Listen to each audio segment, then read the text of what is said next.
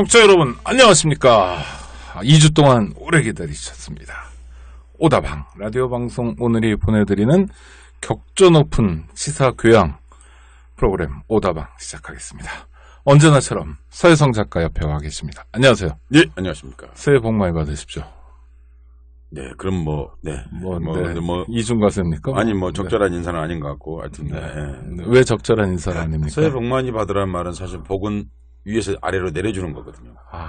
그러니까 사실은 관계가 대등한 사람들이거나 그런 사람들한테 또 아랫사람, 윗사람한테는 적절한 말이 아닙니다. 제가 아랫사람이군요. 관계가 대등하거나. 그러거나 하면 적절하지 않은 말. 그렇습니까? 예, 그러니까 원래는 윗사람이 정확하게 말하면 새해 복 많이 받으세요라는 말을 어른들이 그런 말은 없는 거고 새해 복 많이 받거라. 그러니까 지혜가 이제 원래는 어른들께 세배 드릴 때 어른들이 덕담으로 후속 세대한테 하는 말이다. 예, 그래서 원래는 새해 복 많이 받거라 이렇게 말하고 먼저 절을 할 때 말하면 안 되고요. 그렇죠, 말하는 절을 하고 나면 어른이 그렇게 말하면 그 다음에 아랫사람이 이제 평안하게 새해 받으셨습니까? 올해 평안하시기 바랍니다. 건강하시기 바랍니다. 이를테면 이렇게 하는 건데 이렇게 말하면 오늘 출연자를 소개할 기회가 없어요. 아니 해야 되는데 아니 서 작가님이 저 시골 분인데 이렇게 예의가 바르시고 뭘 많이 하시네요. 제가 늘 이제 그 오창희 국장하고 둘이서 만나거나 어디 밥 먹으러 가거나 그럼 늘 박대를 받고 있는 청취자 여러분 저를 좀 도와주십시오. 제가 시골 출신이라고 자기는 사대문 안에서 출생했다고. 출생하고 성장했습니다. 네, 알겠습니다. 성장 주로 장충동에 하시나요? 네, 장충동이요. 네, 지금 인권연대도 장충동에 있습니다. 자기 고향을 떠나지 않는 채로. 근데 선생님 오늘 누가 나오신 겁니까? 김한정 교수님이십니다. 김한정 교수. 일단 인사 나누시죠. 청취자들과. 안녕하세요. 예, 안녕하세요. 남양주에서 온 김한정입니다. 무한정 김한정입니다. 괜찮네. 그 말이요. 무한정. 무한정 뭘 하시려고 하시는지. 뭘 하시려고 그러신 거예요? 네. 무한정 좋은 정치를 하고 싶습니다. 오창희 선생님, 우리가 오늘 사실 이게 일종의 몇 회 연속 한번 해보려고 하는 거지 않습니까? 그렇죠. 이제 선거철이 왔습니다. 네. 선거철이 왔는데 사람들이 결국 관심 갖는 것은 어떤 사람들이 선거에 출마하는가. 도대체 선거란 무엇이며 정치는 왜 하려고 하는가. 이런 것들을 한번 질문해서. 그러니까 저희가 서 작가님도 그러신데 저희 불만이 지금 총선 앞두고 야당 분열하고 있고요. 그다음에 이 구도 있잖아요. 안당이니 무슨 더 민주당이니 이런 구도 얘기.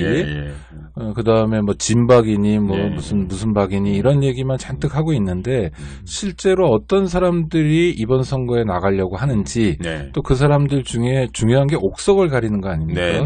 좋은 정치인을 뽑는 것도 유권자에게 굉장히 중요한 책무 중에 하나인데 그래서 기성 언론과 달리 한 사람 한 사람 저희가 많이 모실 수는 없지만 정말 엄선해서 모셔서 그 후보들과 새로운 한국 정치. 이제 요번 총선 20대죠.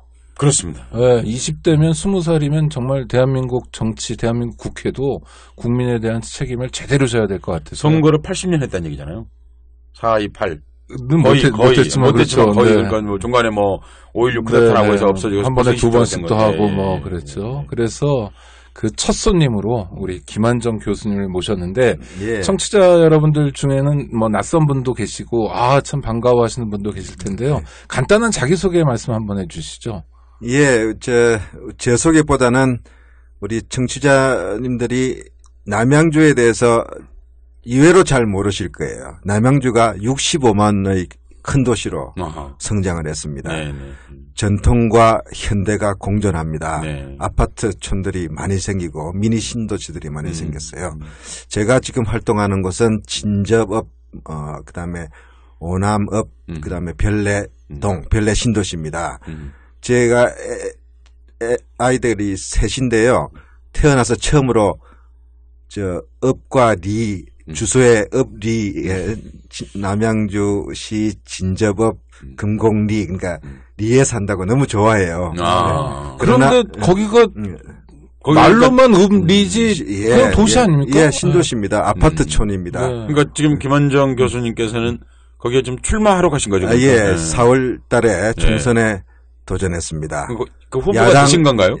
지금은 이제 예비 후보 단계죠. 이제 저는 야당 제1야당 더불어민주당의 후보로 나섰는데 이제 2월 말 더불어민주당에서 그 후보로 결정되신 거예요? 2월 말쯤 돼야 이제 공천 심사를 해서 결정이 되겠죠. 아직 그러니까 공천 심사 안 한 거군요. 안 하죠. 예, 이제 예. 지금은 이제 각 당의 지망생들이 예. 예비 후보 등록을 하고 선거 운동을 할 수 있습니다. 네. 근데 이제 명함 나눠주고 뭐 예. 사무실 왔고 그렇습니다. 사무실에 간판을 대신해서 큰 현수막 하나 붙이고. 근데 아직 선거구 획정이 안 돼가지고 지금 여러 가지 정치 신인들 새롭게 도전하는 사람들이 어려움을 겪고 있죠. 그러니까 대충 내가 여기서 할 것 같다 이런 거군요. 현재로서는 보니까. 그렇죠. 남양주도 그럼 선거구를 다시 조정해야 되는 지역입니까? 그렇습니다. 남양주는 인구가 지금 늘었기 때문에 현재 2인 국회의원 2사람을 뽑는데 한 지역이 더 생겨서 3사람을 뽑게 될 겁니다. 갑을병구. 저는 을구입니다. 그렇군요. 을구에 좀 도전하고 있다. 을을 위해서 제가 이제 을들을 위해서. 예. 그러니까 김원정 교수 그러면 이제 사람들이 어떤 특별한 그냥 교수님인가 보다 이렇게 생각하기 쉬운데 사실 김원정 교수가 전직이 김대중 정부 시절에 부속실장을 하셨죠. 청와대 제1부속실장을 했고요. 저는 야당 때는 이제 김대중 대표의 공보비서를 했었죠. 근데 제가 궁금한 게 문재인 후보가 대통령 후보로 나섰을 때 제가 그 유세를 47일인가 계속 같이 이제 할 때 제가 오마이뉴스를 통해서 생방송 중계를 했었거든요. 근데 보니까 늘 그 문재인 후보 옆에 같이 다니는데 그때는 뭐 하셨어요? 그때는 대통령 후보 수행 단장을 맡았습니다. 그럼 그것도 일종의 비서실장입니까? 그건 아니죠. 그러나 뭐 후보를 가장 근접해서 지원하고 보좌를 하는 역할을 했죠. 제가 궁금해서 여쭤보는 건데 하나는 김대중, 하나는 문재인. 노무현 때는 안 하셨나요? 노무현 정부 때는 저는 이제 미국서 공부를 했고요. 또 대학에서 가르쳤습니다. 어느 대학에서 가르치셨죠? 가천대학교. 그리고 그 이후에는 옛날 병원대. 저기 2012년 대선은 김대중 세력과 노무현 세력이 힘을 합해서 정권 교체하자 하는 그런 합의가 있었어요. 저는 이른바 김대중 세력의 젊은 사람으로서 문재인 대통령을 만들겠다. 그리고 여야 정권 교체해보자. 근데 이제 제가 궁금한 것은 되게 이제 김대중 그리고 문재인 각각 이럴 정도면 굉장히 큰 정치인인데 대개는 뭐 이제 김대중하고 한 번 했으면 못하는 경우가 많거나 그렇죠. 내지는 그런데 어떻게 해서 두 번씩이나 그렇게 대통령 당시 야당 혹은 여당의 최고 지도자인 사람들과 함께 같이 하실 수 있었는 비결은 뭐예요?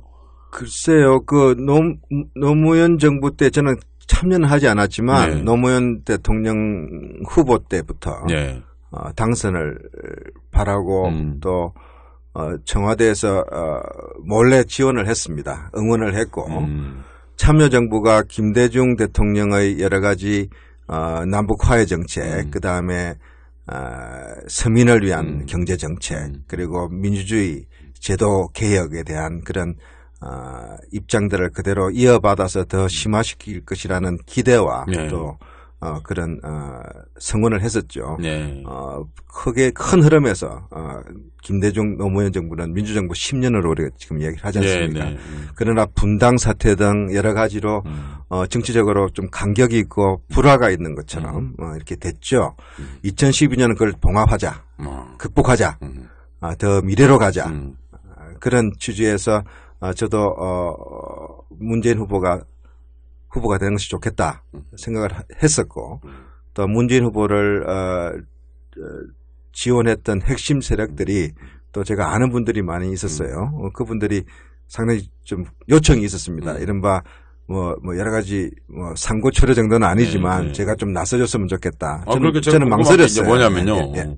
김대중 정부 그렇지 않고 고창했으니 김대중 정부 일하는 사람이 수천 명일 텐데. 그렇죠. 그런데 왜 하필이면 김원정을 불러가지고 더구나 당시에 당선 가능성이 굉장히 높은 문재인 후보의 수행단장을 시키고 김대중도 가까이 하고 문재인도 그런 개인적 비결이 뭐냐고 여쭤본 거예요. 무슨 슬로건을 김대중 세력과 노무현 세력 같이 이게 아니라 개인적 비결이 뭐 있습니까? 저는 정치적으로 명망이 있는 사람도 아니었고요. 어떻게 보면은 뒤에서 또 비서로서 김대중 대통령을 모신 입장인데 아무래도 김대중 정신 또 김대중 계승 그리고 김대중과 노무현을 잇는 가교로서의 그런 세대적인 그런 세대로서 하나의 평가받았지 않은가. 또 저 사람들도 그런 역할을 좀 할 수 있겠다. 저는 김한정 선생님, 김한정 교수님 하면 떠오르는 건 사실 뭐 저 같은 분이 여러 분 계실 것 같은데 저 같은 사람이 저 같은 사람이 새해 들어서 새해 복을 좀 많이 내려주세요. 새해 들어서 갑자기 작가 연하시고 그런데 청와대 제1부속실장으로 제일 많이 기억해요, 사실은. 이게 뭐 하는 거죠? 그러니까 지금 청와대 제1부속실장이 누군지 모르지만 박근혜 정권이라면 최대 실세죠.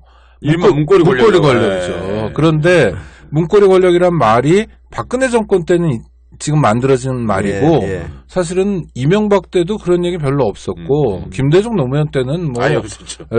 진짜 왜냐하면 문고리가 막 대통령을 쥐고 흔들려면 대통령이 박근혜 씨 정도는 돼야지 쥐고 흔들거나 뭐 정보를 안 본다거나 뭐 얼마 전에 어떤 분이 그런 지적을 했는데 대통령이 신문 기사는 안 읽으시고 제목만 보신다. 한글은 겹치지 않으셨어요? 한글을 아시는데 그러니까 이제 이해 수준이 제목만 읽는 것 같다. 이럴 때 이제 문고리 권력이 기승을 하는 거거든요. 그런데 김대중 대통령이 보통 분은 아니잖아요. 그러니까 굉장히 오랫동안 대통령 준비를 했고 슬로건이 기억나는 게 준비된 대통령 아닙니까? 그런 분이 가장 긴 시간 동안 소위 문고리를 맡긴 거잖아요. 그렇네요. 이거는 전적인 신뢰거든요. 그러니까 가장 대표적인 김대중의 사람이 김한정 교수다라고 얘기하면 틀린 얘기가 아닌 그렇겠네요. 거죠. 네. 그 비결은 뭐예요? 무슨 평소에 어깨를 잘 주물러주고 뭐 이런 겁니까? 아니면 어떻게 해서 그걸 좀 잘했으면 좀 제가 어깨를 장관도 하고 좋은 자리 갔었지 않았을까? 근데 어떻게 해서 그러니까 처음부터 제일 부속실장이셨어요? 아니면 그렇진 않죠. 제가 우리 국민의 정부 때 부속실장이 저 앞에 전임자 두 분이 계셨습니다. 다들 훌륭한 분이셨는데 반년씩 하셨고요. 기억이 안 나는데, 근데. 그러니까요. 5년 임기 중에 제가 3년 3개월을 제가 한 자리에. 거의 다 하셨네요. 또 퇴임 후에 제가 모시고 나왔는데요. 그러니까 3년 3개월 했다는 얘기는 그냥 김대중을 쥐고 있었다. 이렇게 말하는 거죠. 그렇지 않죠. 김 대통령 입장에서는 저 사람 어디 놔봐야 별로 어디 잘할 것 같지 않으니까. 그건 겸손한 말씀이고요. 우리가 아무리 시스템에 의한 국가 운영이라 하더라도 권력의 정점하고 가까울수록 권력이 크게 커지거든요. 그러면 믿을 만한 사람 믿을 수 있으니까 가까이 두는 겁니다. 그렇겠죠. 첫째 사고를 안 쳐야 되고 그렇죠. 다른 얘기들이 안 들려야 되잖아요. 자꾸 누가 와서 저기서 뭔가 새는 것 같다든지 딴 플레이를 한다든지 이러면 제가 했으면 어떨 것 같으세요? 조금 시끄러웠을 것 같은데. 했으면이 성립하지 않은 시끄러운 것도 물론이고. 했으면 어떨 것 같아요? 저는요. 진짜 잘합니다. 저는 진짜 영혼이. 우리 세 명으로 얘기하면 그러니까 둘은 불가능하고. 아니 저는 제가 불가능하다고 생각하지 않는데. 저는 불가능하다고 생각합니다. 서 작가님이 그렇게 생각하시니까 우리 같은 사람 못하지만 하신 거죠. 그럼 비결이 뭐라고 생각하세요? 김대중과 대통령 김대중과 3년 3개월을 같이 했다. 부서실장으로 사실 임명될 때 반드시 우연이나 발탁은 아니었을 것이라고 생각이 들었어요. 왜냐하면 제가 대통령이 결정할 거 아닙니까? 제가 25살 때 대통령께서 야당 시절에 이미 저는 비서로서 김 대통령을 보좌를 했습니다. 25살부터요? 뭐 평화민주당부터 남들하는 거 뭐 학교 졸업하고 이런 거 한 다음부터 사회 초년병 시절부터 들어갔어요. 제가 사회생활을 말씨를 들어보면 경상도 말씨인데요. 그러니까 저도 당연하죠. 궁금해요. 아니 당연한 게 아니라요. 당연하지 않죠. 그런가요? 그러니까 우리는 동교동계 하면 호남 사람들이 동교동 이른바 동교동 그 비서진 중에 경상도 사람들이 많습니다. 제 혼자가 그래요? 설훈이라는 분이 있는 것 같아요. 대표적인 우리 설훈 선배 지금 삼선 의원이시죠. 아니 근데 다른 분들도 되게 우리가 그 당시 이른바 이제 80년대 세대인데 80년대 세대가 25살이면 대략 87년, 88년 이렇게 되지 않습니까? 그러면 그때는 우리가 주로 그렇게 정치보다는 데모하려고 주로. 뭐 그렇죠. 제야가 굉장히 활발할 때니까요. 그렇게 딱 더구나 경상도 출신의 서울대학 나오셨나요? 예, 그렇습니다. 무슨 과 나오셨습니까? 국제경제학과. 하여튼 경제학과. 그러니까 아슬아슬하게 졸업은 했습니다. 하여튼 그런데 거기 나와가지고 바로 동교동으로 갔다. 아직 대통령도 아니고 대통령이 될 가능성도 반쯤 있는 뭐 이런 정도 되는. 어떻게 그래서 결심하셨어요? 저는 85년에 감옥을 갔습니다. 전두환 정부였죠. 그때 학생 운동으로. 그리고 86년에 다행히 풀려나가지고 87년에 우리가 민주화를 맞았지 않습니까? 그리고 그해 겨울에 처음으로 대통령 이제 직선제 개헌 후에 선거를 했지 않습니까? 그때 저는 김대중이라는 분이 대통령이 돼야 된다. 김대중으로 단일화돼야 된다. 그런 운동을 했는데 그 당시 우리 제야 선배님들 민통년이죠. 예, 문익환 목사님 또 여러 선배님들 모시고 제일 말단 로서 일했어요. 그때 김대중 당시 후보와 인연을 맺었죠. 그 이후에 뭐 선거에 당연히 실패를 하고 저도 좌절감에 빠져 있을 때 같이 일하자. 잠깐만, 이게 궁금한 건데 우리 같은 사람 선거를 밖에서 보잖아요. 예. 후보하고 같이 있다가 선거 대통령에서 안 됐어요. 예. 그럼 그날은 기분이 어떤가요? 이게 일반인들 모르니까 제가 궁금해서 물어보는 거예요. 기분 보나보나 더럽지 않아요. 어떻게 더러운가요? 제가 궁금했어요.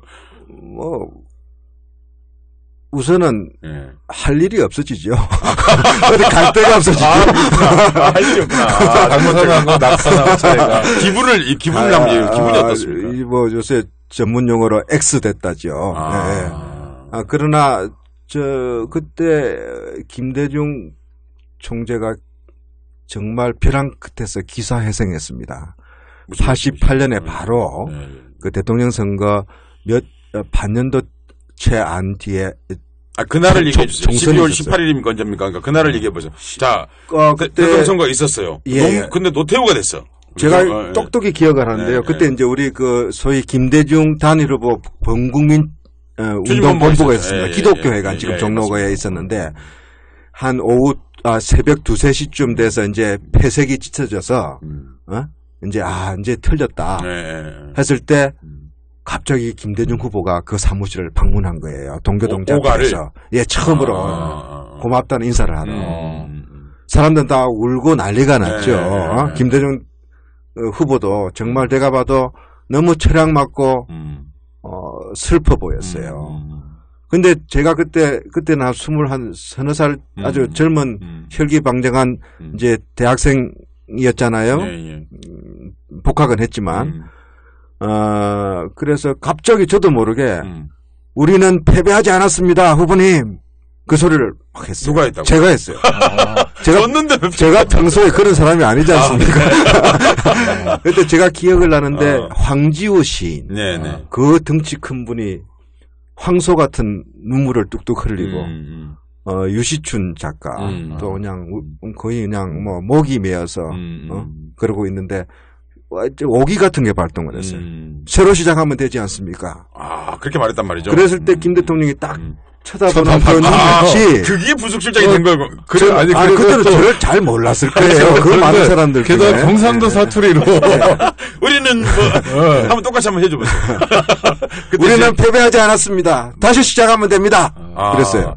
한 소년 같은 사람인데 그렇게 말했다 그거죠. 그 뒤로 그러니까 선거에 실패하면 캠프나 지지했던 사람들 그렇게 통곡하고 그러는군요. 그렇죠. 그러니까. 정말. 아니 근데 선거날 모셔서 저는 딱 투표 그날 저도 오가로 오라고 그러더라고요. 기독교 방송만은 공정하게 개표 방송을 한다. 우리가 왜 그때 그랬죠. 라디오 베리타스 이런 거 들은 게 있어가지고 뭔가 그리고 그때 이제 구로구청 구로구청 그 다음에 알려졌고 뭐 핸드폰 없던 시절이니까요. 그래서 가는데 기독교 방송의 개표 방송도 역시 뭐 DJ가 안 되더라고요. 지금 젊은 세대들은 젊은 세대라고 표현해서 미안합니다만 저도 젊은 세대지만 잘 기억을 못 하실 거예요. 87년 대통령 선거는 그냥 대통령을 뽑는 선거가 아니었습니다. 온 국민의 십수년간 유신 정권 그리고 전두환 독재 정권에서 61년 이후부터 처음으로 우리 국민들의 목소리를 내는 한판의 그런 아우성이었거든요. 투표율이 얼마나 높았는데요. 그 간절함, 그 피눈물 나는 정권 교체를 바라는 그 간절함이 확 모여 있어서 추운 겨울에도 은손을 비비면서 유세장에 시민들이 수십만 몇백만이 모여드는 그런 엄청난 드라마였어요. 그 선거에 대한 간절함이 더 있었기 때문에 그 좌절감도 얼마나 컸겠습니까? 상실감과 그러니까 좌절감. 이제 청취자 여러분을 위해서 정리하면 87년 대통령 선거 12월 중순경에 있었는 정확한 날짜 모르겠습니다만은 있었는데 그날 이제 김대중 후보를 이제 야권 단일 후보를 해야 된다라는 이제 본부가 있었던 기독교회관에 사람들이 모여 있었는데 DJ 이른바 DJ 거기 나타나자 일대 통곡이 일어났다. 근데 나 김한정은 눈물은 글썽거렸는지 몰라도 다시 하면 되지 않습니까? 하고 소리를 질렀다. 괜찮은 청년이네. 네, 그러니까 저도 그때 그런 용기가 어디서 나왔는지 그래서 모르겠어요. 그러면 사실 내가 좀 기억하는데 그럴 무렵에 이제 김대중 DJ라는 사람을 보았는데 보통 그 양반 앞에서 사람 소리도 못 지르고 있잖아요. 말도 잘 못 걸고. 카리스마 있죠. 카리스마가 있죠. 젊은 치기였겠죠. 지금 다시 하라면 못할 것 같아요. 돌아보시던가요, 그때 그러니까. 그럼요. 그때 그 돌아보는 그 눈빛이 너무 저한테는 아직도 그 느낌이 그대로 살아있습니다. 어땠습니까? 김 대통령은 항상 김대중 후보는 대중적 이미지가 뭐 과격한 사람, 뭐 또 뭐 여러 가지 부정적 이미지로 아주 매도를 많이 당했죠. 매도를 당했지 않습니까? 근데 굉장히 어떻게 보면 내면적으로 약하신 분이에요. 눈물도 많고 그 본인이 갖고 있는 그 자책감도 있었을 거 아니에요. 내가 대통령 나서서 단일화도 실패하고 결국 선거 실패를 한 이런 그 무한한 그 책임감과 자괴감, 그 우울한 눈빛 속에서 새로운 그런 목소리를 들었을 때 그분이 깜짝 놀라면서 이렇게 눈을 뜨는. 그래서 악수라도 해주시던가요?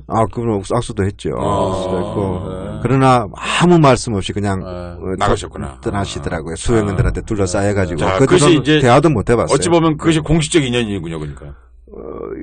제 개인으로서는 그러니까 처음으로 대통령 가까이서 보는 거죠. 인간 기만등을 규정하는 하나의 장면 그런 거죠. 그래서 그런 얘기 어디 자주 하신 적 있습니까? 제가 적 있습니까? 4년 전에 나의 멘토 김대중 뭐 DJ와 함께 한 청춘 이야기 이런 책을 냈어요.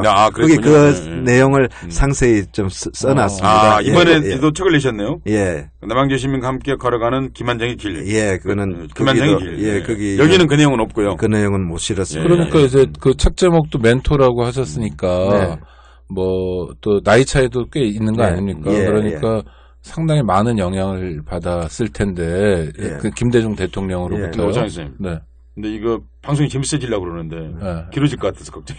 아니 뭐 그래도 뭐 아직 하여튼 시간 맞춰서 해야죠. 그런데 자 내가 김대중 대통령이란 사람이잖아요. 그분이 뭐 하여튼 박정희 대통령처럼 반신반의는 아니시니까 그 사람을 만나면서 정말 이런 건 잘 배웠다.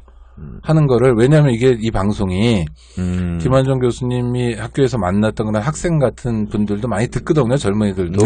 그래서 그걸 좀 전해준다 이렇게 나는 김대중 대통령 보면서 요런 면에서 참 많이 배웠다. 나도 닮고 싶었다. 이런 게 있다면 뭘까요? 예, 그때 87년 대선 1년 뒤에 제가 이제 동교동으로 불려갔어요. 비서를 맡아달라. 저는 아주 내심 기뻤죠. 그분을 이렇게 가까이서 이렇게 저한테는 큰 기회죠. 그래서 이제 잠깐만, 청취자 여러분에서 궁금한 거. 그럴 즈음에 김대중은 비서가 되면 차비를 줬습니까? 월급을 받았죠. 월급이 정해져 있습니까? 그때 돈으로 큰 돈은 아니었고요. 생활비, 활동비를 받았는데 저 친구들 이 가난뱅이 친구들이 주변에 많아서. 집에는 한 번도 못 갖다 줬어요. 그러니까 지금 기준으로 치면 아니 왜냐면 제도권이니까 당에 당료로 들어가거나 국회의원에 뭐 비서 이렇게 들어가는 거니까. 그리고 국회의원 김대중 비서관으로 그런 거군요. 월급을 받았으니까 저는 행운아였죠 당시에는. 근데 뭐 비서라기에 뭐 중요한 역할을 맡길 줄 알았는데. 신문 스크랩을 하라고 그러더라고요. 중요하죠. 근데 그 당시 제1야당 선거로서는 다시 이제 정치 복귀를 해서 아주 잘 나가실 때였거든요.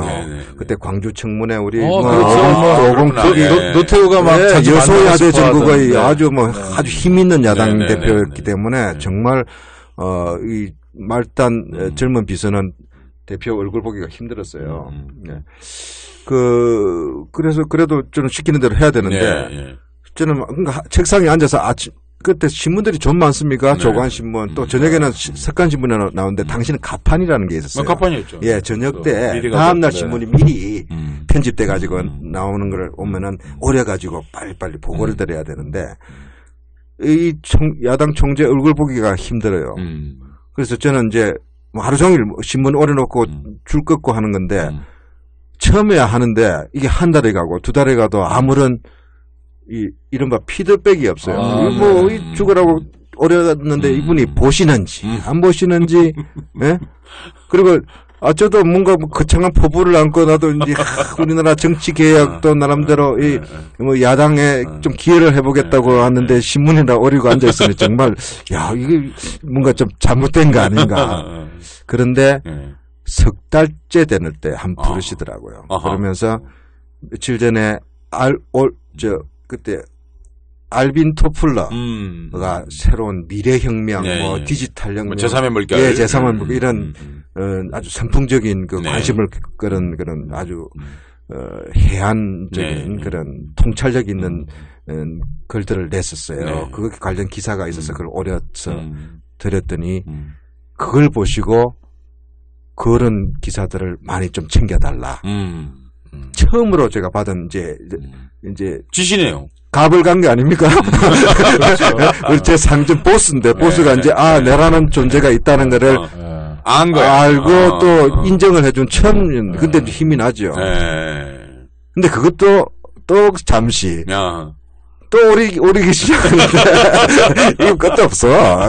너무 몇 달이나 더 하셨어요. 그래서 딱 6개월째 되는 때 부르시더니 이제부터는 내 연설문 초고를 좀 해달라. 그 양성의 과정이 있어요. 그때는 근데 또 막막하더라고요. 그 말 잘하고 글 쓰시는 탁월하신 분이잖아요.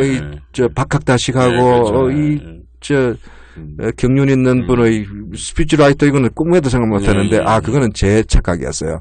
받아쓰기 하라는 소리였어요.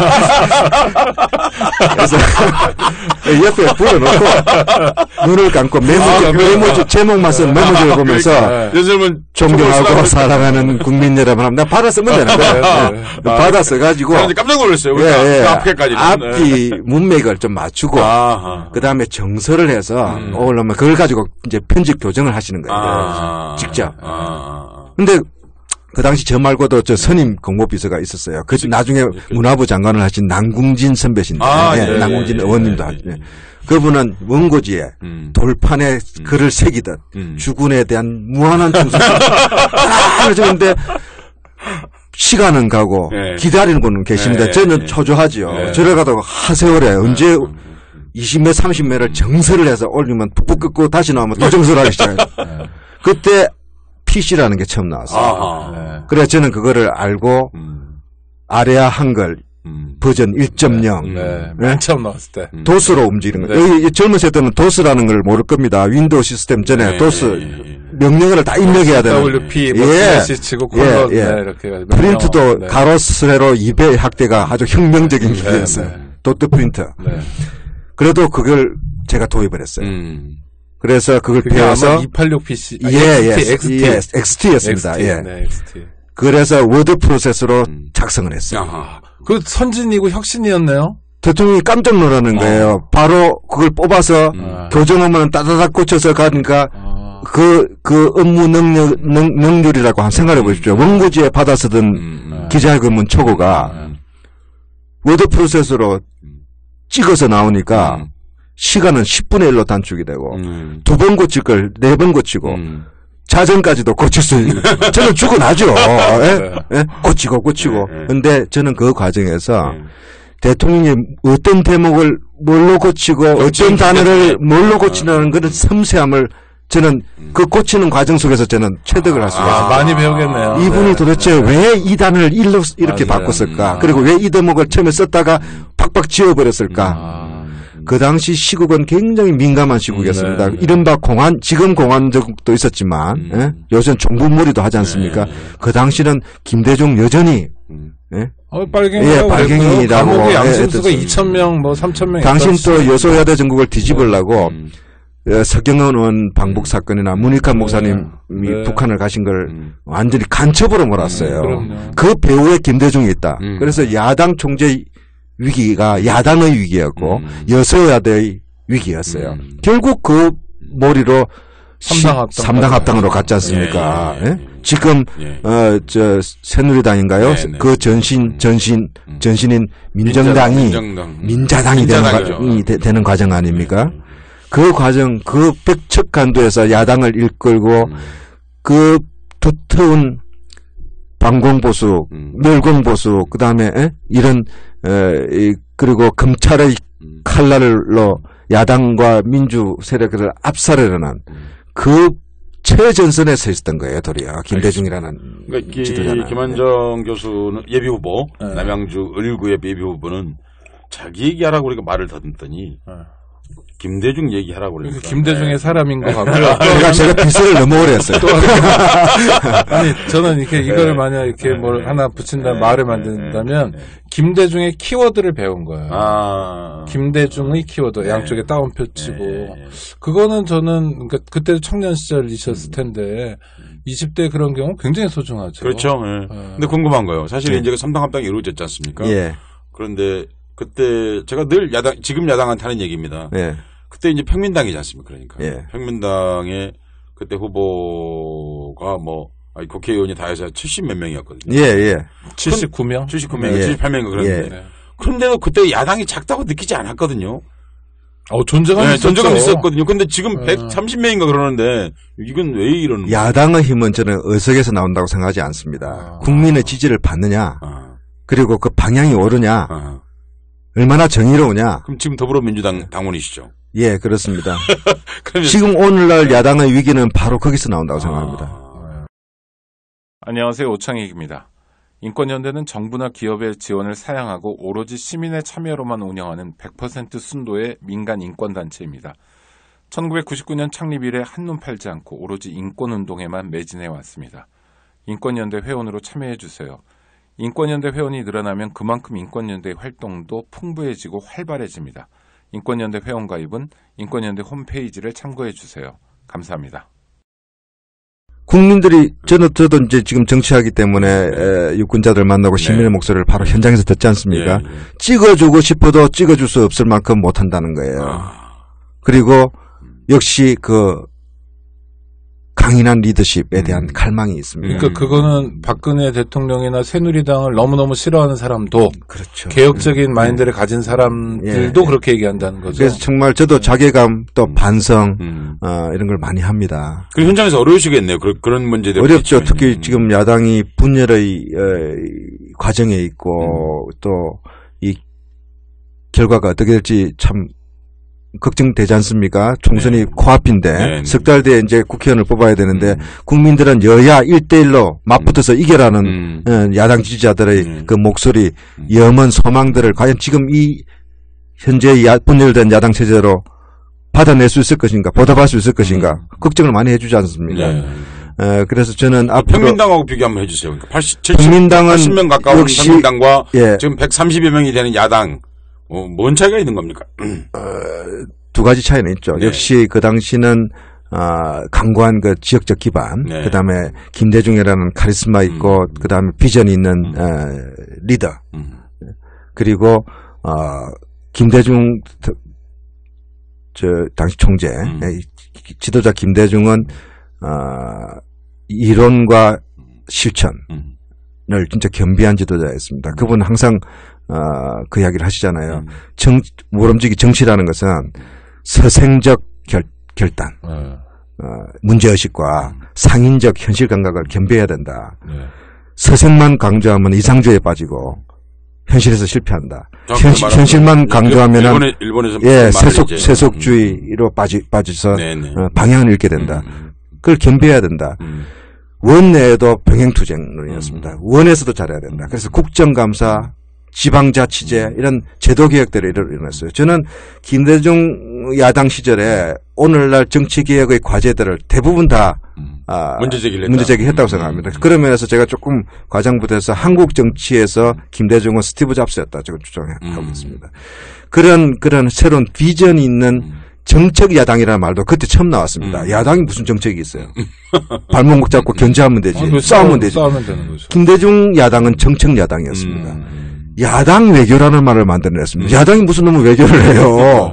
김대중은 야당 외교를 했습니다. 동서분단이 동서독 통일을 보면서 그리고 남북 화해를 주장하면서 또 동북아 균형 외교를 주장했던 그런 외교를 했던 분이 아닙니다. 지금 야당하고 차이점이 그런 것이 있다는 말씀이시죠. 예. 그다음에 집권할 수 있는 수권 능력, 수권 야당이라는 말도 만들어내셨어요.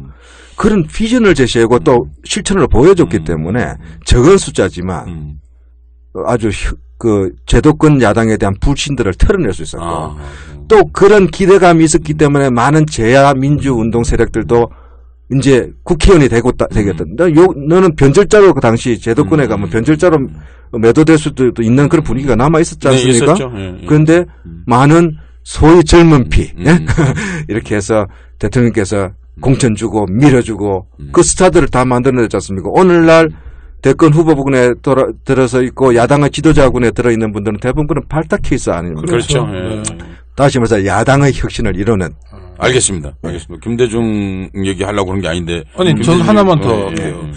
근데 이제 지금도 더불어민주당에서 여러 사람들이 탈당하고 있는 국면인데 뉴스에 계속 나오는 게 동교동계 움직임이에요. 근데 저는 그러니까 지금 박근혜 정권의 문고리 3인방이 있지 않습니까? 권력의 핵심이라고 그러는데 요거를 합해놓은 분이 김대중 대통령 시절에는 김한장이죠. 김한장인데 그러니까 대표적인 동교동계 인사고 또 퇴임한 다음에 동교동을 같이 가시는 거죠. 그러니까 그렇죠. 공식 비서관으로 하는 거죠. 전직 대통령 비서관으로 제가 같이 모셨죠. 저 세배가고 이런 사람들이 아니라 공식 직함으로 그 공무원 신분인 거죠. 뿐만 아니라 저는 야당 때 청와대 때 퇴무에 일관되게 모신 비서로서는 거의 제가 유일할 그렇죠. 그러니까 대표적인 동교동계 인사인데 동교동이라는 게 뭡니까? 그러니까 지금 아니 아주 그냥 제 수준에서 여쭤보면 이런 거예요. 권노갑 전 의원이 동교동이냐, 박지원 의원이 동교동이냐 이런 것도 궁금하고 또 하나는 이호 여사가 안철수 대표 만나서 이런저런 얘기했는데 또 아니다 이런 얘기. 그럼 이호 여사는 부인이니까 당연하겠지만 아드님도 또 그게 아니다 이런 얘기도 나오고 막 좀 헷갈리더라고요. 동교동은 상도동 동교동 할 때 이 동교동에서 출발했다고 생각이 들어요. 네, 그렇죠. 그리고 야당 시절 지도자 김대중과 정치적 생사고락을 같이 했고 가까이서 지지했고 또 도왔던 그런 보좌진 그다음에 또 핵심 지지자 그룹이겠죠. 대표적인 분들이 권노갑 전 의원이라든지 몇몇 분들이 계시는데 김대중 대통령 집권 이후에 김대중 대통령께서 저 앞에서도 말씀하시고 많은 분들한테 이야기했어요. 이제 동교동계라는 말은 안 나왔으면 좋겠다. 네. 실제로 정치적 해체 선언까지 했습니다. 2000년에는. 시대 상황에는 야당 시절에 나온. 사실 이제 야당 시절에보다는 이제 그게 나오게 된 내력을 얘기하면 박정희 전두환 정권에 의해서 사실상 정치적 연금 상태가 길어졌고 정치 활동하는 게 불가능해졌죠. 그러니까 정상적인 정당 업무를 할 수 없었기 때문에 집에만 앉아 가택연금. 그러니까 사람들이 이제 찾아가서 만나는 수밖에 없었고 대외 활동이 불가능했기 때문에 그런 과정에서 이제 동교 상도라는 게 생기게 된 거죠. 또 그 대통령께서 우려했던 거는 이른바 가신 정치에 대한 대중적 국민적 견제에 또 우려. 그다음에 또 측근 정치. 이거 집권했을 때는 약이 아니라 독으로 되거든요. 그렇죠. 또 동교동이라고 일컬어지는 그런 원로 지금은 원로죠. 당시 그 대통령의 측근 그룹들도 자제를 했어요. 대통령이 화합 정치, 통합 정치, 개혁 정치. 당시 IMF 정국 아니었습니까? 맞아요. 초대 비서실장도 김중건 씨. 그래서 정말 그분들로서는 집권에서 도리어 더 그늘에서 혜택을 못 본 분들도 많이 계세요. 저도 안타깝게 생각하고. 근데 또 그럼에도 불구하고 권력의 속성상 대통령과 오랜 동지고 가까운 분들이니까 사람들이 모이죠. 이익을 찾아서 몰리고 또 자리를 찾아서 몰리고 그런 과정에서 여러 가지 불미스러운 사건들도 있었습니다. 대통령은 그걸 보셨기 때문에 동교동 해체선을 하셨고 동교동은 말 자체를 싫어했어요. 정치적 계보로서. 그리고 그 이후에 노무현 정부 탄생하면서는 사실상 정치적 계보로서는 의미를 상실했습니다. 네. 계보라는 게 그렇잖아요. 리더가 있어야 하는데 리더가 없어요. 그렇죠. 동교동 리더가 누굽니까? 없죠. 지금은 뭐 대표적인 이제 원로 김한정 인사들이 있죠. 그래서 지금 동교동계 이렇게 이야기하는 저도 어떻게 보면 큰 흐름에서는 제일 말석에 한 사람이 될 수도 있겠지만 도리어 호남 기반을 가진 구정치인들의 그렇게 보여요. 그룹으로 네. 보여서 좀 안타깝습니다. 예? 과거 동교동의 원래적인 임무와 정신은 바로 선명야당을 김대중과 함께 이끌어온 분들이고 탄압과 박해도 변절하지 않고 야당을 지켜온 분들이고 그 다음에 정권교체 밑거름이 됐던 그런 희생적인 정치였는데 지금 무슨 기득권 비슷하게 무슨 이익 집단처럼 비치는 것은 굉장히 안타까운 일입니다. 그냥 폭렬한 비판이네요. 그러니까요. 네. 아니 저는요. 그러니까 아까 말씀하신 것처럼 만약 동교동계라는 게 살아 있다면 당시 야당 지도자 김대중이 했던 그런 일들 있잖아요. 네. 뭐 야당 외교를 하고 정책 야당이 되고 수권 야당이 되는데 밑거름이 되고 그 대신 과실은 정말 국민들에게 골고루 돌아갈 수 있도록 하는 게 동교동계가 있다면 그 정신인데 지금은 어디 저 구멍에 있는 연세 많이 드신 분들 노인정도 좀 영향력은 없는데 자기가 스스로 펌프질하는 영향력 같은 느낌인데 대표적인 동교동계 인사가 그렇게 말씀해 주시니까 전 좋습니다. 그러나 한편으로 또 어떤 문제가 있냐, 왜 이런 문제가 아직도 불거지고 또 야당 분들의 한 축에 서 있는 것처럼 비치는가. 뿌리는 분당이었습니다. 2004년 열린우당 창당 과정에서 배제되고 또 맞아요. 그때 난닝구 이런 말이 나왔으니까 비난의 대상이던 구정치의 산물처럼 이렇게 매도되고 배제되는 과정에서 그분들이 갖고 있는 한이 있습니다. 그리고 참여정부가 국민 참여는 이야기하지만 야당 동지들에 대한 참여를 보장하지 않았다. 그리고 지역에서도 여전히 물론 참여정부를 이끈 분들은 억울할 수도 있겠지만 호남에 대한 배제나 홀대가 있었다라는 그 심정을 갖고 있습니다. 그래서 저 호남 지역에서의 반문재인 정서도 맞습니다. 그때부터 조금 싹 쓴 거겠네요. 그래서 결국은 저는 이 김대중 대통령이 퇴임 이후에 저는 제가 그 유일하게 곁에서 모신 입장에서 그 분당 과정을 같이 지켜봤지 않습니까? 김대중 대통령 오랜 정치 경험 속에서 그 분당 자체에 대해서 굉장히 걱정하고 또 한편으로는 그 문제의 심각성에 대해서 이미 깨뚫고 보고 계시더라고요. 당장의 문제가 아니라 그게 지금 10년이 넘었는데도 아직도 야당의 자, 좋습니다. 어쨌든 오늘 얘기하려고 하는 것은 김대중 얘기를 하려고 그러는 게 아니라 김한정 얘기를 하려고 그러는데 지금 벌써 반 넘게 지금 김대중 얘기를 주로 하고 있는데요. 자, 지금 얘기만 들어봐도 복잡하셨습니까, 정치? 네. 그리고 욕망과 권력과 그리고 정권 교체와 뭐 사회 모든 가치가 이렇게 통과하는 것이 정치다 이렇게 말할 수 있는데요. 그런 의미에서 진흙탕 같기도 하고요. 그런 정치를 직업으로 지금 하시려고 그러는 거 아니에요? 그렇습니다. 왜 하시려고 그러는 거예요? 난 이렇게 제가 아는 분들 혹은 뭐 알만한 분들이 직업 정치에 나서려고 할 때 이게 제일 궁금하거든요. 왜 그런데 직업 저는 지금 대학 강단에서 정치학을 강의를 하고 있습니다. 또 국제정치학도 가르치고 있고 저는 학생들에게 그럽니다. 여러분들이 투표하지 않으면은 여러분들이 원치 않는 사람들이 당선될 확률이 크고 여러분들이 원치 않는 정치인들이 당선되면 여러분들을 위한 정치 안 할 거다. 그러니까 투표하시오. 참여하라. 민주주의는 여러분들이 바꾸는 거다. 여러분들이 만들어가는 거다. 그렇게 강조한 사람인데 그러면 누굴 뽑아요? 하는 이야기를 했을 때 말문이 막힙니다. 누군가는 해야 되지 않습니까? 정치에 지금 문제가 있지 않습니까? 야당이 문제가 있고 우리 민주주의 위기고 남북관계가 진흙탕에 있지 않습니까? 후퇴죠. 한참 후퇴죠. 누군가는 해야 될 일을 다른 사람 보고만 하라고 할 수는 없지 않습니까? 그래서 저는 사실 그 이전까지 비서를 너무 오래 해서 그런지 모르지만 제가 선거에 나갈 필요 생각하지 못했어요. 김대중 대통령이 2009년 돌아가시고 난 뒤에 나도 이제 이 팔짱 끼고 비평할 수만은 없다. 그런 결심을 하게 됐고요. 그래서 대학에서 나와서 박원순 시장 그때 보궐선거 때부터 나섰습니다. 박원순 시장이 나는 시장이 돼야 된다 생각했고요. 그리고 당시 민주당은 다수가 그렇게 생각하지 않았어요. 그러니까 박원순 시장이 됐고 그 다음에 그래도 김대중 노무현 세력이 다시 합쳐야 된다. 민주정부 10년의 반성은 바로 그거 아닙니까? 분열이 어떤 결과를 가져왔다는 걸 우리가 목도했지 않습니까? 이명박 정부를 탄생시켰지 않습니까? 예. 그래서 그것이 문재인이 개인의 문제가 아니라 이거는 그 세력의 통합된 힘으로 정권교체를 하라는 국민적 소망을 받들려면은 그래도 문재인이 낫겠다. 당시 그 가장 유력한 또 후보였으니까. 그래서 문재인을 밀었고요. 또 그 이후에 저도 이제 일선 정치에 나서야 되겠다. 그래서 도전을 하게 되는 거죠. 자꾸 김대중 이야기 하지 마라 그러는데. 하지 말라가 아니라. 그 말씀을 하셨어요. 정치란 진흙탕 속에서 연꽃을 피우는 것이라고 얘기했습니다. 저는 그분의 말씀은 바로 우리 정치의 또 어려움을 이야기하지만 정치가 얼마나 또 중요한 것인가 과정으로서의 정치 그걸 이야기해 준다고 보고요.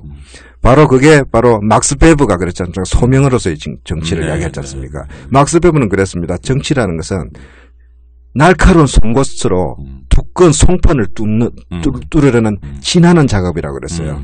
누군가가 계속 뚫어주지 않으면 구멍을 낼 수가 없습니다. 우리 개개인적으로 정치라는 것은 우리는 권력 정치만 봤기 때문에 뭐가 되고 난 뒤 누리는 것만 봤어요. 목소리 내고 폼 잡고 대우받고 호령하는 것만 봤기 때문에 그걸 정치로 잘못 알고 있습니다. 그건 아닙니다. 그게 정치의 본질이 아니라. 기본적인 생각은 정치는 뭡니까? 정치는 변화시키는 겁니다. 우리 사회를 변화시키는 것이고 또 우리의 삶을 변화시키는 거거든요. 지금의 삶이 올바른 삶이 아니라면 지금의 사회가 잘못됐다고 생각한다면 뭔가 바꿔야 될 거 아닙니까? 혼자서 못 바꿉니다. 그래서 모여서 바꾸는 것이 정당입니다. 바꾸는 방법은 뭐냐? 혁명, 파괴, 폭력으로 하자는 것이 아니라 선거를 하라는 거 아닙니까? 그게 바로 우리 지금 현대 민주주의 아닙니까? 바로 그 과정에서 핵심은 참여해야 되는 겁니다. 유권자로서 참여하고 또 정치인으로서 참여하고. 그래서 저는 그는 시대적 변화의 요구에서 제가 조금이라도 감당할 수 있는 역할 분담적 차원에서 저는 출마를 하는 거죠. 그러니까 저보다 더 좋은 분이 있으면 그분 밀어줄. 자, 좋습니다. 구체적으로 제가 여쭤보겠습니다. 왜 하필 그럼 남양주입니까? 남양주는요.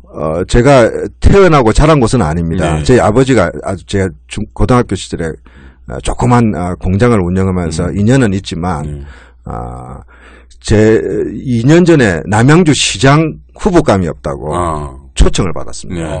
그래서 정말 어떻게 보면 무모한 도전이었습니다. 근데 제가 그때 감히 도전할 수 있었던 것은 남양주라는 도시는요. 지금 65만의 도시가요. 최근 한 7년 만에 됐어요. 그렇죠. 전세 피난처입니다. 서울 계속 오르면 서민들이 모여 사는 곳이고 밀려난 젊은 세대들이 많습니다. 자꾸 집값이 오르니까 선량하고 건강한 시민들이 모여 움틀거리면서 사는 것이라는 것을 제가 확인할 수 있어요. 교육 수준은 높고 민주주의에 대한 소망도 있고 지역 발전에 대한 욕구가 강한 것이다. 여기서 내가 일을 할 수 있겠다. 뭔가 이 변화를 가시적으로 이끌어내는데 내 나름대로 한번 던져볼 만한 그런 매력을 느꼈어요. 좋은 지역입니다. 저희 단체 회원들 중에서도 남양주 비율이 압도적으로 많아요. 두 분은 무슨 공통관계 있으시네, 그러니까. 그렇죠. 그리고 제가 저 고향은 아닌데 정확히는 전 난건 서울에서 났으니까. 시골이잖아요. 아니, 서울. 근데 저희 아버지 고향이 남양주 와부란 데입니다. 와부. 옛날에 와부면 팔당은 아시죠? 네, 알죠. 덕소, 팔당, 이 한강변, 아주 아름다운 곳입니다. 팔당입니다, 저희 고향이. 시골이잖아요. 왜 자꾸 사대문이라고 그래요, 근데? 저희 아버지가. 그 본가를 우리가 되게 고향이라고 그러죠. 그래서 옛날엔 양주군이었다가 남양주군 남양주시로 왔는데, 저는 팔당에 저희 작은 어머니도 좀 계시고, 그래서 아무래도 아버지도 거기다 모셨고요, 팔당 묘지에. 근데. 팔당도 남양주입니까? 그렇습니다. 제 얘기는 남양주 끝이. 지역에 들어갑니까? 제 지금 지역구는 아니죠. 근데 그쪽에 살았습니다. 제가 덕소에 살았고요. 그 팔당에서 조금만 더 올라가면 조안면 능내리가 나오지 않습니까? 그게 다산 정약용 선생님이 태어나신 곳입니다. 굉장히 유서 깊은 동네죠. 저희 동네. 근데 팔당하고 능내는 달라. 그 동네예요. 거기가 다 양수리. 옛날 한 동네였어요. 근데 그래서 두물머리. 네, 동네를 이렇게 다니면 역동성이 있습니다. 물론 지금 아주 재미없게 너무 배드타운처럼 그냥 아파트만 다닥다닥 져놨는데 남양주가 굉장히 무궁무진한 가능성이 있거든요. 전 뭐 이재명 시장이 성남에서 여러 가지 실험하듯이 좋은 지도자들만 남양주 주민들이 만들어내면 굉장히 재밌어질 도시 같아요. 왜냐하면 여기가 아직까지도 그래도 농촌이라든지 좀 푸른 곳이 남아 있어요. 그렇지 않습니까? 그렇습니다. 그러니까 완전히 그냥 아파트만 있는 게 아니기 때문에 가능성도 있고 또 주민들이 좋아요. 정말 근데 잠깐 남양주 잠깐만요. 김한정 예비후보하고 뭔 관계가 있는 거예요? 아니 그러니까 기본적으로 김대중 대통령 때 가장 오랜 기간 청와대 제1부속실장을 했다면 믿고 찍을 만한 사람도 있고 일단 뭐 이게 회고성일 수도 있지만 두 번째는 지금 저도 말씀드리면서 여러 가지 감동도 있었는데 그런 얘기를 유권자들이 들으면 선택할 것 같은데요. 아, 그러세요. 김한정의 남양주가 있는 저는 아직까지 다 이해가 안 가거든요. 왜 진짜 내가 김한정이 우선은요 살기 좋아요. 참 좋습니다. 그리고 사람들이 좋습니다. 그 좋다는 의미는요. 요즘 정치 불신의 시대를 넘어서 혐오의 시대 아닙니까? 그래도 남양주 시민들 많은 부분들이 정치한다 그러면 수고한다고 고생한다고 서울시는 안 그러는데 잘하라고 아직 그런 정치에 대한 기대가 남아있다. 소망이 남아있다. 민도가 높은 거예요. 잘해야 되겠다라는 생각을 할 수 있고 또 격려도 많이 받았고요. 힘이 납니다. 여기서는 정직한 정치 좋은 정치하면은 평가받을 수 있겠구나.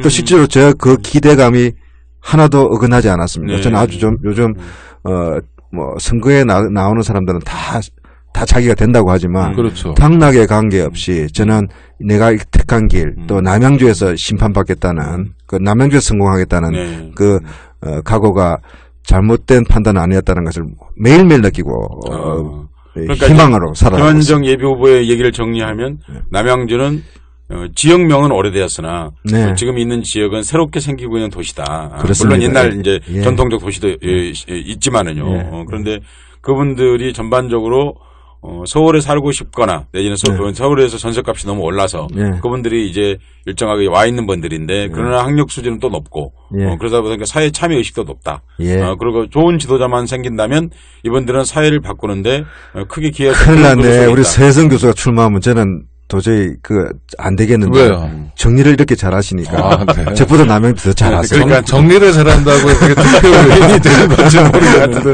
그래서 이제 정말 어떤 젊은 세대들 새로운 가치 뭐 이런 것들을 같이 추구해 볼 수 있는 그런 좋은 자리라고 생각해서 내가 여기 열심히 해보겠다. 그런 말씀이신 거죠? 맞습니다. 광릉 수목원도 남양주 안에 있는 거죠. 예, 강릉 수목원 강릉 수목원 좀 광대한 영역이라서 위에 이제 포천 쪽, 포천 쪽하고 걸쳐 있죠. 잠깐만요. 그러면 이제 역시 경쟁 후보가 있을 텐데, 현재 새누리당님 뭐 누가 또 나오고 그러죠? 새누리당에도 뭐 여러 후보들이 지금 거기도 여러 후보가 있고, 지금 제가 알기로는 또 6분인가 뛰고 있고요. 그럼 확실한 후보는 없다는 얘기예요. 야당 후보도 현재로서는 제가 좀 유력하다는 평은 받고 있지만 여러 가지 또 더 많은 좋은 분들이 또 도전하지 않을까 생각합니다. 제가 원래 오다가 이제 검색을 한번 해봤어요. 오늘 방송을 해야 되기 때문에. 그랬더니 부인이 이름이 이상하시더라고요. 이상할 게 하나 없죠. 아니 이름 박찬희. 맞아요. 그래서 나는 순간적으로 이분이 박정희 대통령하고 뭔 관계가 있나 해서 제가 한때 있더라고요. 낮과 밤 두 대통령을 모셨습니다. 낮에는 김대중 대통령 모시고 지금은 이제 한 분의 대통령만 모시고 계시고 집에도 가면 대통령이 계시고 부인이 작가시더라고요. 작가고 동창이고 또 버시고 친구랑 사시는 또 동지입니다. 자 80년대 우리들은 대학을 다녔지 않습니까? 그때 민주화운동 같이 했습니다. 그런데 또 그래서 연관대 찾아봤거든요. 그때 부인 박정희 씨의 고향은 또 전라도더라고요. 그때부터 정치하기 위해서 계산하신 겁니다. 아니 연애할 때 그거 몰랐고 의식하지 않았어요. 저는 근데요. 대학 1학년 때 만났어요, 그러니까요. 제가 좀 문제가 있을 수가 있습니다. 제가 지금 경상도 사투리에서는 전라도 사람입니다, 제가. 저는 처갓집에 가면 마음이 너무 푸근해요. 아니, 근데 진짜 정치가 후진 게, 제가 어디 라디오 듣다가 어떤 분이 방송을 좀 이상하게 해서 그 라디오 마침 좀 아는 방송국이어서 다른 PD한테 그 전라도 사람 말 이상하게 한다니까 마산 사람이라는 거예요. 그러니까 제가 얼마나 바보 같으냐면 경상도 사투리로 하는데도 그냥 얼핏 듣기로는 전라도 사투리인 거예요. 아니 무슨 얘기냐면 실제로 잘 의식 안 해요. 그렇죠. 그리고 자기 친구가 대학 들어가는데 친구가 경상도인지 전라도인지 알게 뭐예요. 친구네 집에 놀러 갈 때나 여기가 전라도구나 이런 건데 사실은 정치가 굉장히 분열시킨 거죠. 맞습니다. 처음에 연애하실 때는 그럴 리가 없겠죠. 제가 그냥 농담으로 물어본 건데요. 여자친구가 무슨 전라도인지 충청도인지 전혀 의식이 없죠. 근데 선거라고 하는 거, 정치라고 하는 것이 자꾸 그걸 각인시키게 되죠. 너무 후지인 것 같아요. 당연히 생각해 본 적이 없죠. 당연히. 아니 그래서 저는 김한정 교수님 다른 이유가 있어요. 그때 그런 생각할 겨를이 없었던 게요. 지금 제 아내가 상당히 이뻤거든요. 그러니까 이게 그런 걸 따질 기회가 알겠습니다. 방송을 하는 목적이 좀 있어요. 알겠습니다. 예, 지금도 이쁘시죠? 그때만 이쁜 게 아니라. 30몇 년 전의 기억을 여전히 현재적입니까? 어떻습니까? 저는 항상 그 심정이죠. 말이 근데 꼬리가 약간 떨림은 있으나. 근데 하나 요즘 와서 좀 고마운 게요. 제 아내도 그런 사회의식도 높고 정치에 대한 변화의 욕구를 갖고 있는 어떻게 보면 평범한 시민인데 정작 남편이 선거에 나가겠다 했을 때 싫어했어요. 간곡히 좀 안 하면 안 되냐. 너무 이렇게 우선 편을 갈라 싸우고 또 이 결과를 알 수 없는 이 어떻게 보면 위험천만한 일에 왜 뛰어들려고 하느냐. 그동안에 쭉 정치권에 있었으면 이제 됐지 않냐. 그만큼 고생했으면 된 거 아니냐. 정권 교체도 고민이 많았고. 보통 사람들은 이럴 것 같아요. 가천대학 교수고. 연세대학교. 그러면 연세대학 교수도 교수하고 미국에서도 교수하고. 그럼 그냥 그렇게 살지. 훈수나 두면서 좋은 복잡하게 굳이 또 학교 교수직을 버리고 그렇게 할까? 사람들이 그래서 2년 전에 시장 선거에 나섰을 때는 정말 도살장에 나가는 기분이라고 그랬어요. 길거리에서 자기도 명함을 나눠주고 할 수 없이 선거운동을 했는데 지금은 좀 달라졌어요. 이번에는 지금 어떻게 보면 위기감을 갖는 것 같아요. 야당의 위기고 민주주의의 위기지 않습니까?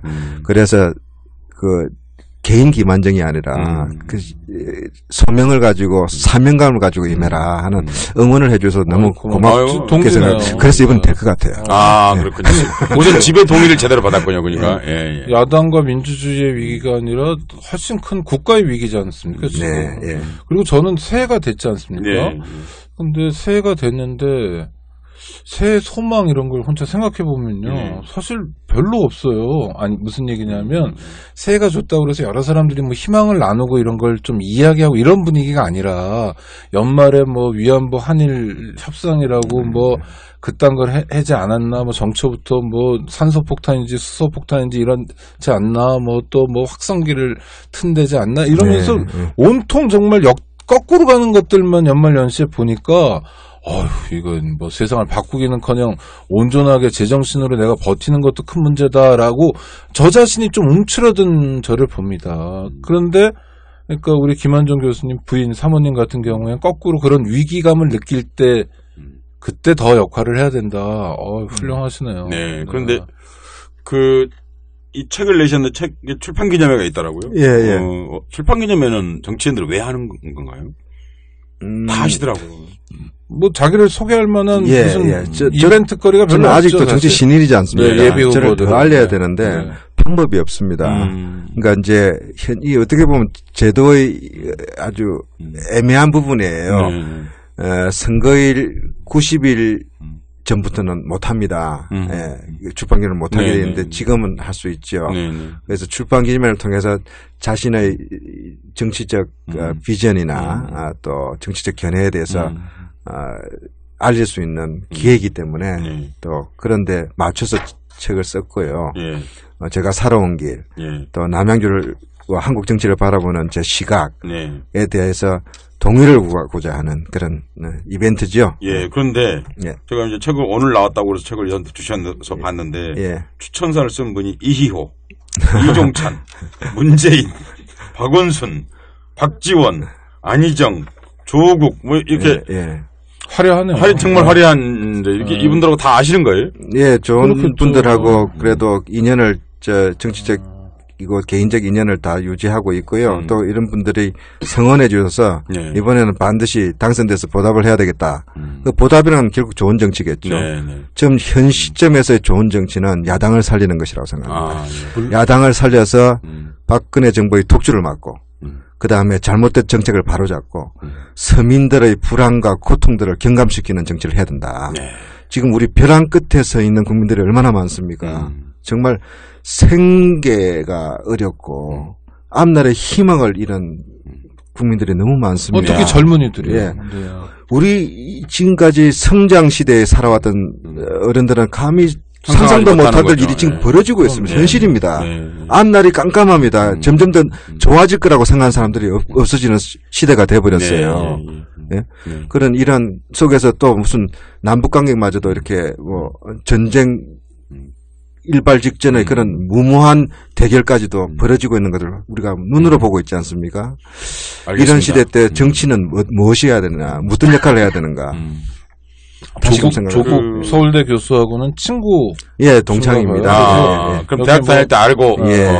제 친구 김한정에게 힘찬 응원의 박수를 보냅니다. 이건 뭐 친구니까 쓸 수 있다 치고 아니 뭐 폄하하는 게 아니라 그렇다 치고 이호 여사 김대중 평화센터 이사장이라는 직함으로 쓰신 추천의 글이 긴데 이 책에 나온 아주 짧은 거는요. 이론과 실무를 겸비한 보기 드문 정치인이다. 열정, 청렴, 봉사정신이 대한민국의 정치와 남양주 발전에 큰 자산이 되리라 확신한다. 좋은 평가를 해주셨네요. 그다음에 이론과 실무를 겸비했다는 평가도 되게 고마운 평가고.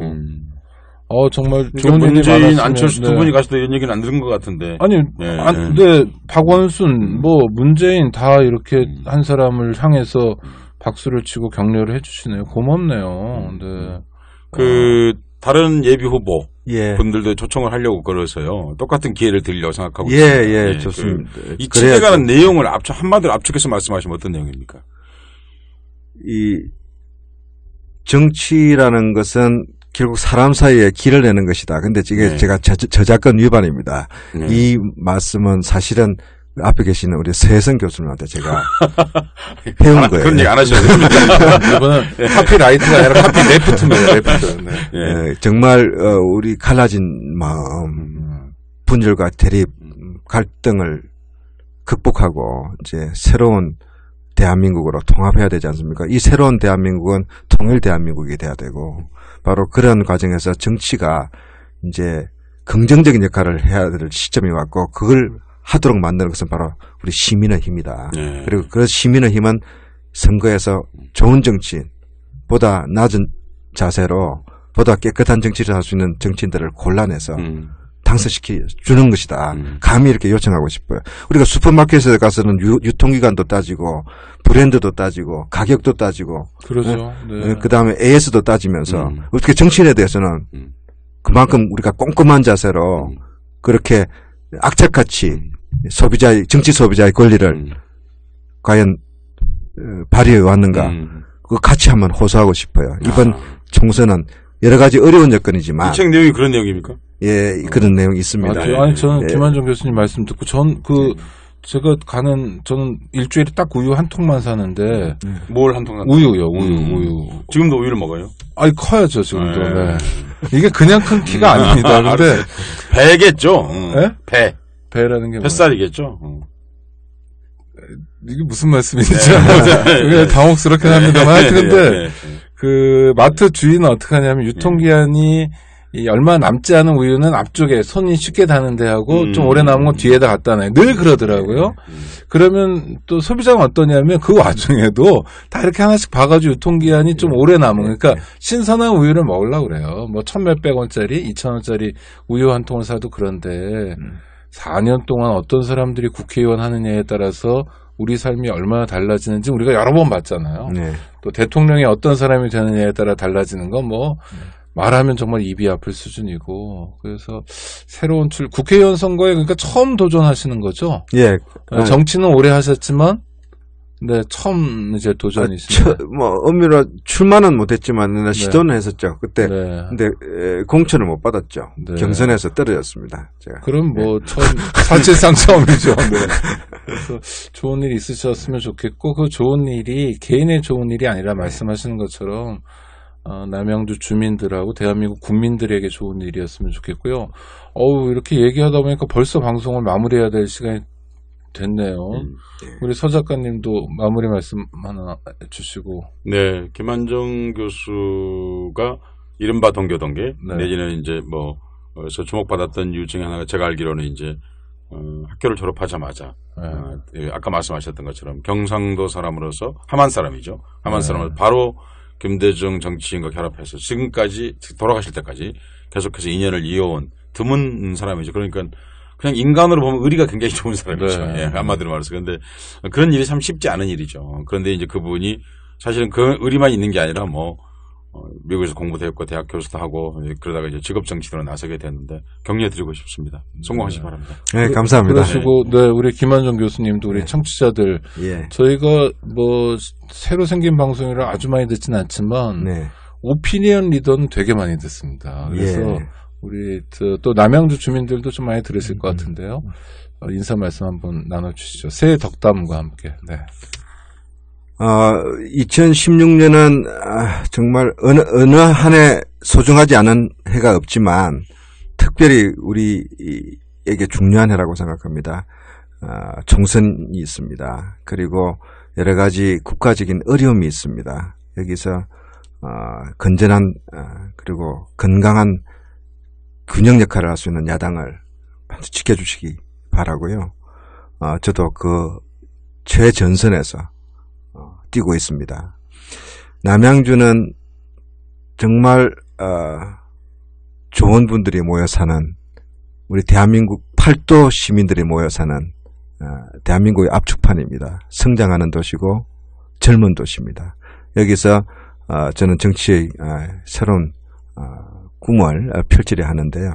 제 이러한 새로운 실험과 도전이 어떻게 비춰질지는 저도 미지수입니다. 최선을 다해서 또 나름대로 국회의원이 되더라도 좀 다른 국회의원 또 새로운 모델 저런 사람이면 정치해도 좋겠다는 이야기를 반드시 들을 수 있도록 최선을 다하겠습니다. 네, 고맙습니다. 청취자 여러분, 지금 들으신 바와 같이 정치인으로서 새로운 꿈을 꾸는, 그러나 정치는 지난 30년 동안 해왔지만 이제 자기 정치이죠. 물론 국민을 위한 자기 정치를 하려는 새로운 다짐 들으셨습니다.